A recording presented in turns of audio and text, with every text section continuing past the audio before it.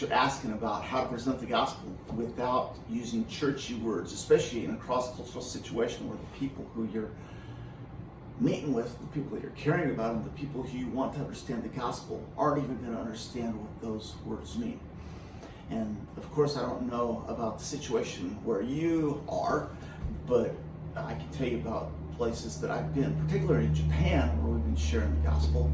In Japan, you can come along and share with people what you think is the gospel, and they don't get it because the words that you use really don't even exist in Japanese in the way that you think they exist. For example, in Japanese, there's no word for grace. There's no word for grace. How are you going to say grace? Well, the Japanese say, yeah, there is, but it doesn't mean the same thing that you think it means. There's no word for God. There's no word for sin. There's no word for love in the sense of agape love, like you understand. There's no word for forgiveness. Well, there is a word for forgiveness, but Japanese people don't know it. And the word that they think forgiveness means is translated into English as allow. Okay, so with that in mind, without all those words, how do you explain the gospel in Japanese to a Japanese person? So this is what it sounds like. It sounds like this. And I've got a really important question to ask you, my friend, because I care about you and I care about how you're going to spend eternity. So here's the question. Do you believe in fairies? Now, if I was able to be with you and ask you that, you'd probably smile and think, what is this nuthead? But your reaction to my question of do you believe in fairies is the same reaction that Japanese people have when you ask them if they believe in God. Because what they think God is, when they hear that word, kami-sama in Japanese, is not the same thing that us Christians think. So, do you believe in fairies? Well, I'll tell you, you should. You, my friend, are a criminal. But don't worry, because those fairies want to have a romance with you. And so, if you will come to our teaching meeting on Sunday, we'll let the ranch teacher lecture you and tell you how your crimes can be allowed. Does that sound good?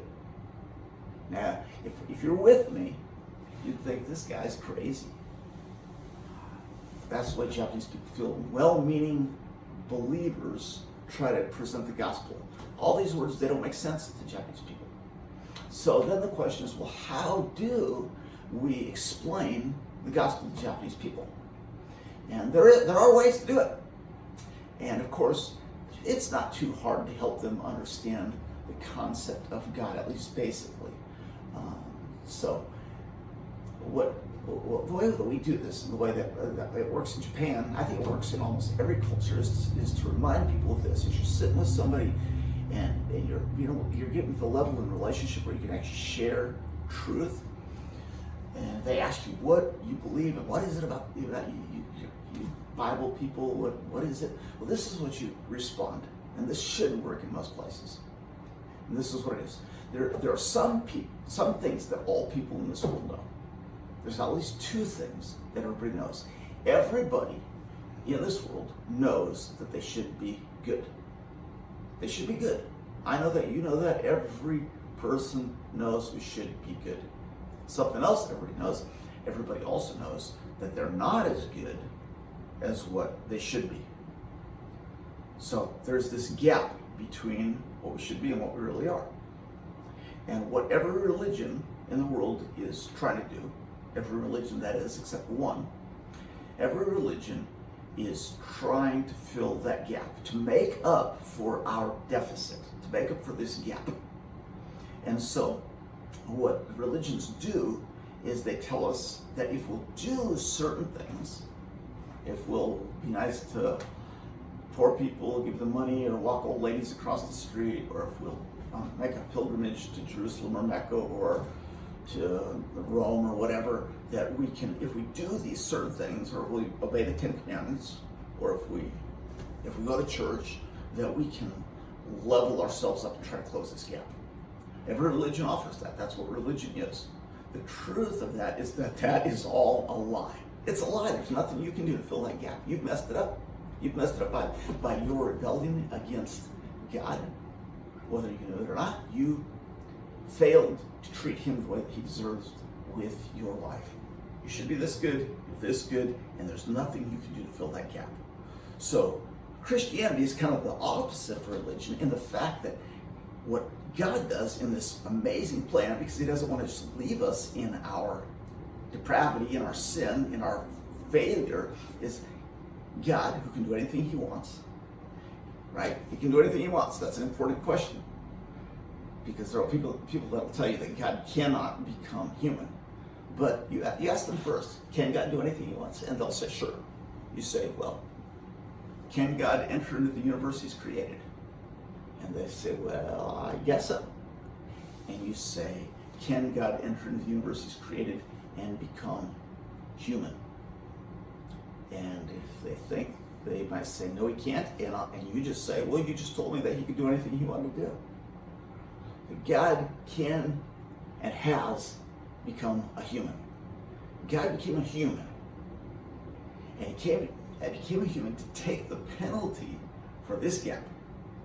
My gap, your gap, the gaps of every other people. What we call this in the Bible is sin. But since we don't have a word for Japanese and sin, and we don't have a word for sin in some other languages, then you can explain this as this gap.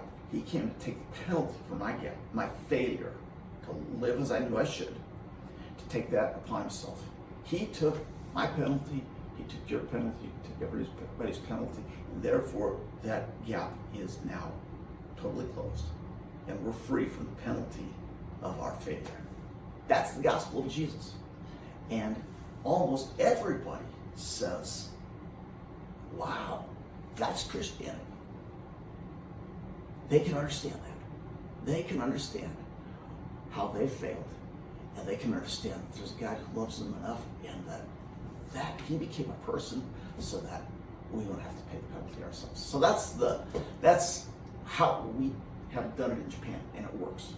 That doesn't mean that they say a sinner's prayer right then and decide to be baptized the next day, because there's other hurdles to jump over. But that is our basic message of the gospel. I hope that helps you.